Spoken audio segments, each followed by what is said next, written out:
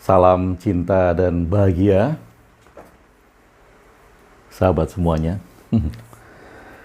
Lama sekali video tidak saya buat lagi, dan malam ini saya mencoba untuk membuat video dengan tema yang tidak khusus. Jadi saya akan membicarakan beberapa hal secara umum, secara spontan, dan tidak ada tema khusus. Karena malam ini sudah jam 1:22. Sudah lebih dari jam 12 malam. Dan saya masih excited dengan buku baru saya. 301 Oracle, Ruang Diri. Renungan meditatif untuk berdamai dengan pikiran dan emosi. Nah, ini buku terbaru. Buku terbaru saya. Dan saya juga menyelesaikan buku yang berjudul The Secret Doctrine, yang akan saya jadwalkan nanti launching tanggal 3 Desember di Bali, tepatnya di Jimbaran Bay Beach Spa and Resorts. Jadi di Hotel Jimbaran nanti tanggal 3 Desember Secret Doctrine baru akan launching. Nah, sahabat Bahtera semuanya, akhir-akhir ini memang banyak sekali fenomena antik di negara kita ya, fenomena antik. Saya sebutnya antik itu karena unik. Uniknya adalah di satu sisi banyak sekali berita tentang akan adanya krisis ekonomi tahun 2023, yaitu karena inflasi, karena pencetakan uang yang terlalu banyak pada saat COVID kemarin. Eropa sudah terkena dampak sekarang ya, Amerika juga. Nah, kemudian berita global ekonomi ini menjadi seakan-akan menakutkan. Nah, kemarin di salah satu peserta training, ini masih muda, belum bekerja, kemudian bertanya kepada saya, ini muda ya, belum bekerja, bertanya kepada saya, Pak Agung, bagaimana caranya agar kita bisa siap pada saat krisis tahun 2023 tahun depan nanti, krisis ekonomi. Nah, saya tanya, kamu kan belum bekerja dan kamu masih muda. Hal yang bisa kamu lakukan adalah tidak minta uang terlalu banyak pada orang tuamu. Kan simpel ya. Lah, belum bekerja kok, masih minta uang sama orang tua. Tapi bagus, tidaknya remaja seperti itu tuh berpikir jauh ke depan tentang krisis ekonomi. Walaupun yang bisa dilakukan yang hanya itu, tidak konsumtif, tidak minta uang kepada orang tua terlalu banyak untuk hal-hal yang nggak berguna. That's it. Nggak ada lagi kan, orang belum bekerja. Nah, di antara berita-berita krisis global, krisis ekonomi, kemudian di Indonesia itu ada muncul berita di YouTube ya. Mungkin kalau Anda nggak mengikuti berita-berita yang bersifat supranatural gitu, mistik, mungkin nggak akan muncul di beranda Anda. Tetapi banyak sekali muncul juga berita tentang Joko Kendil. Orang ya yang dipanggil Joko Kendil. Jadi orang yang berjalan, orang yang mengembara, kemudian diyakini karena dia bisa muncul di mana saja saat video YouTube itu dibuat. Jadi pas di shoot dia ada di Semarang, kemudian dia ada di Surabaya, kemudian ada di Jember, kemudian tiba-tiba ada di Cirebon, demikian. Nah, diyakini bahwa di video-video itu bahwa si yang namanya Joko Kendil ini bisa bergerak cepat atau berjalan cepat itu karena naik macan putih. Kendaraannya adalah macan putih yang tidak terlihat. Nah, ini ya menjadi viral di kalangan mereka yang suka klik video supranatural dan mistik. Itu menjadi viral karena sebagian orang memang mempercayai laku-laku seperti itu, mempercayai orang yang mengembara dari desa ke desa, dari tempat ke tempat lain, kemudian dia bisa berpindah secara cepat ya. Karena mengendarai hewan yang berlari cepat itu, tapi tak nampak, hewan goib. Nah, kalau di Jawa Kendil ini hewannya itu diyakini macan putih. Nah, mengapa berita-berita itu juga bisa menjadi cepat tersebar atau viral kalau di kita ya, di masyarakat kita? Karena memang tipikalnya seperti itu. Tipikal masyarakat mitologi. Jadi masyarakat kita itu masih sebagian besar, ini nggak bisa kita tolak karena memang kondisinya seperti itu. Sebagian besar masyarakat kita masih termasuk masyarakat mitologi, yaitu masyarakat yang menjunjung tinggi tentang mitos. Cerita-cerita tentang kehebatan dewa-dewa, cerita-cerita tentang kesaktian para leluhur itu masih dijunjung tinggi ya. Nggak salah sebetulnya. Ini nggak salah ya. Jangan beranggapan bahwa saya menyalahkan mitos itu, tidak, sama sekali tidak. Karena kadang kita memerlukan mitos untuk membuat masyarakat bergerak. Nah, di video-video sebelumnya juga saya sering mengupas tentang pentingnya mitos ini. Jadi kadang-kala mitos itu hanya bisa dikalahkan dengan mitos. Dan ajaran yang baik, ajaran-ajaran mulia itu kalau disampaikan dengan vulgar, dengan terus terang, itu kadang malah nggak dipercaya. Dan masyarakat lebih percaya dengan ajaran-ajaran yang disampaikan melalui mitos, melalui cerita-cerita mitos. Nah, ini karena memang masyarakatnya mitologi ya. Nah, di masyarakat kita, cerita-cerita seperti itu akan banyak langsung dipercaya, diyakini gitu. Jadi seperti cerita Joko Kendil tadi ya, seolah-olah cerita Joko Kendil ini menenggelamkan isu krisis ekonomi tahun 2023. Krisis global itu tenggelam karena Joko Kendil. Kemudian Joko Kendil ini juga ada beberapa video yang mewawancarai prediksi tahun depan apa, kemudian nanti tahun sekian itu apa, dan segala macam gitu. Nah, ya masyarakat kita memang lebih banyak yakin dengan hal-hal seperti itu. Sekali lagi ini nggak salah ya, karena ini merupakan satu pola pikir yang terbentuk secara turun-temurun menahun berabad-abad, dan ini menjadi satu ciri khas dari sebuah bangsa. Sahabat Bahtera, ada hal-hal yang tampak logis dan ada hal-hal yang tidak tampak logis. Banyak hal yang bisa kita pikirkan, tapi juga lebih banyak hal yang tidak bisa kita pikirkan. Di alam semesta ini ya, di dunia ini, di alam semesta lah. Banyak hal yang belum kita ketahui, hanya sedikit yang kita tahu. Baik itu pengetahuan ataupun agama, hanya sedikit yang diketahui dari dua sisi itu.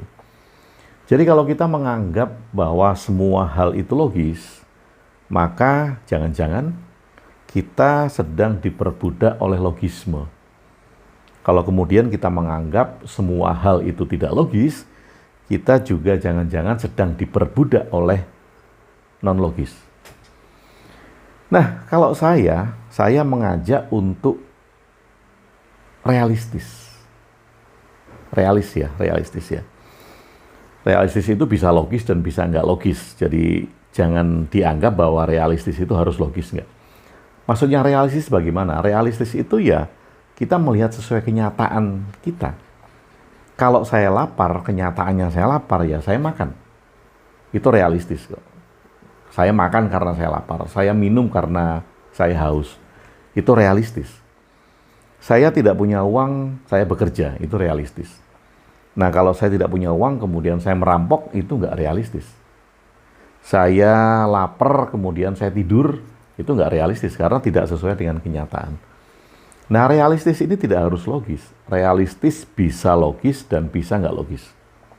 Jadi kita tidak boleh memaksakan satu hal untuk terjadi dalam kehidupan. Karena sekali lagi, banyak hal yang nggak logis.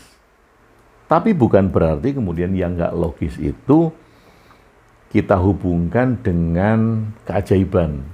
Ya boleh saja sih nggak logis, kemudian kita sebut keajaiban, itu boleh saja. Karena ketidaktahuan kita, maka kemudian hal yang tidak logis itu kita sebut keajaiban, boleh saja. Atau bahkan kemudian hal yang nggak logis itu kita sebut pemberian Tuhan. Oh, boleh saja. Jadi ketika kita menyebut hal yang nggak logis, yang tidak bisa kita pikirkan sebagai pemberian Tuhan, maka otomatis kalimat pemberian Tuhan itu mengacu pada makna bahwa saya tidak tahu sebabnya. Jadi karena saya tidak tahu sebabnya, maka kemudian saya menggunakan kalimat atas izin Tuhan atau pemberian Tuhan. Nah, saya teringat juga ada seorang teman saya yang mengatakan dia percaya dengan Tuhan karena pengalaman-pengalaman empiris di dalam hidupnya. Dan pengalaman empiris itu salah satunya adalah kejadian-kejadian yang dia anggap ajaib, yang nggak bisa dilogikakan. Misalnya tiba-tiba ada rezeki, tiba-tiba diberikan pekerjaan, ya tiba-tiba, semuanya serba tiba-tiba. Dia menganggap atau menyimpulkan bahwa itu adalah pemberian Tuhan. Nah, sahabat Bahtera, bagi saya, premis awal dan kesimpulan ini nggak nyambung. Premis awalnya adalah, semua hal terjadi tiba-tiba dalam hidup saya. Saya mendapat rezeki, saya mendapat pekerjaan, saya mendapat ini dan itu. Saya nggak bisa memikirkan itu dari mana. Kesimpulannya adalah, semua itu pemberian Tuhan. Sebetulnya nggak nyambung kan? Nggak nyambung. Kenapa? Karena kita tidak bisa memverifikasi apakah betul itu pemberian Tuhan atau tidak. Bagaimana kita tahu bahwa itu pemberian Tuhan? Bagaimana kalau itu pemberian setan? Bagaimana kalau itu pemberian iblis? Untuk menjebak Anda misalnya. Anda diberikan rezeki, diberikan apa gitu kan. Siapa tahu itu pemberian bukan Tuhan. Nah, bagaimana kita bisa memverifikasi bahwa itu pemberian Tuhan? Nggak bisa kan?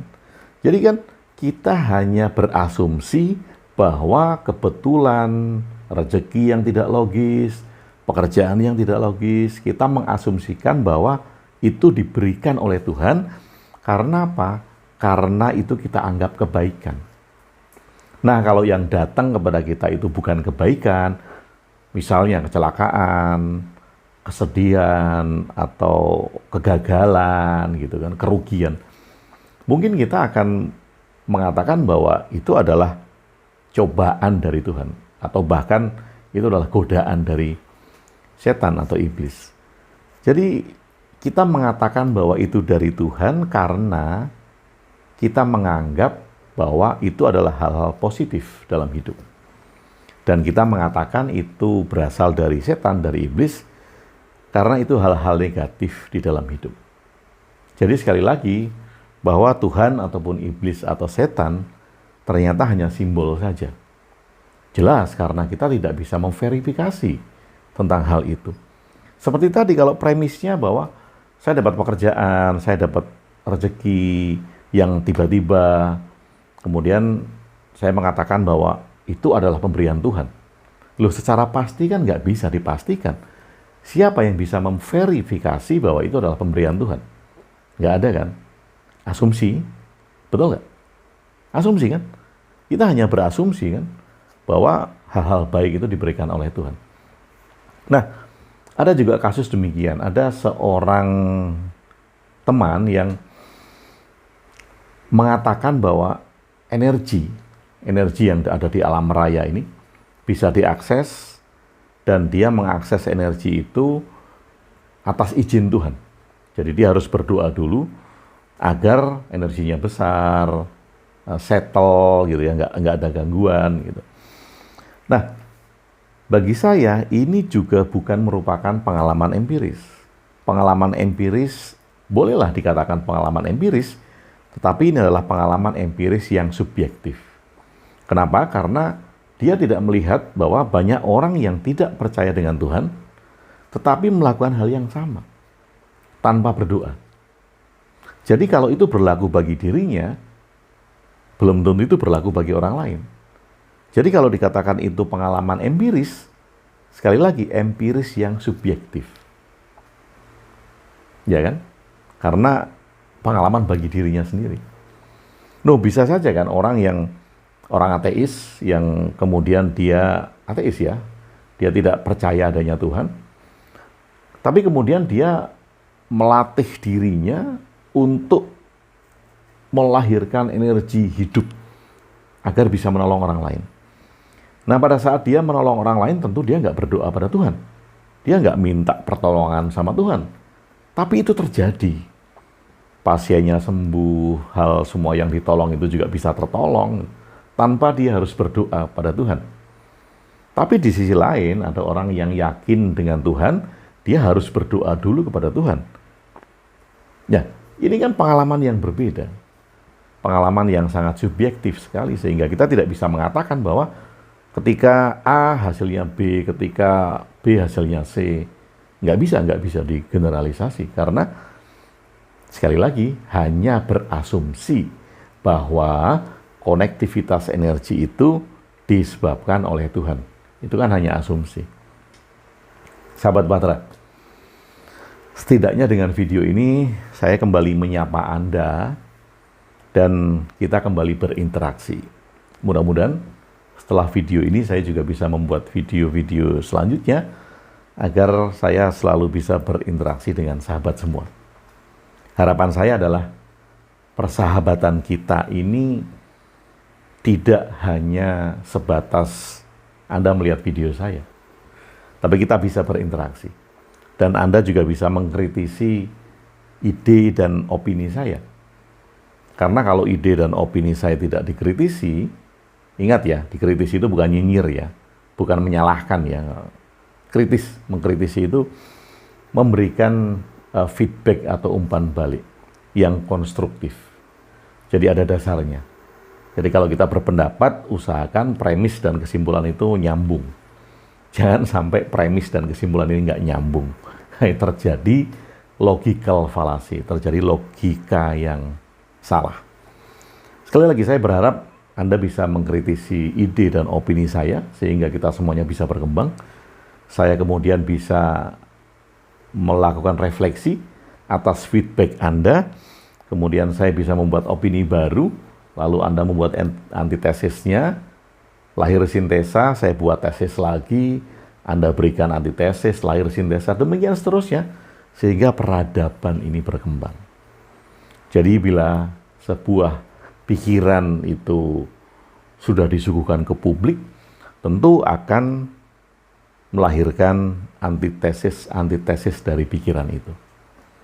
Dan kalau Anda tidak mau pikiran Anda itu dikritisi, tidak mau pikiran Anda itu nanti akan menghasilkan antitesis, ya sebaiknya pikiran Anda itu tetap Anda diamkan di dalam otak Anda. Dan kalau itu terjadi, artinya Anda sedang merenung. Anda sedang berdoa, sehingga pikiran Anda tidak dikritisi oleh orang lain. Oke, sahabat Bahtera, terima kasih banyak. Sampai ketemu di video-video selanjutnya, dan salam persahabatan dari saya selalu. Stay original and authentic.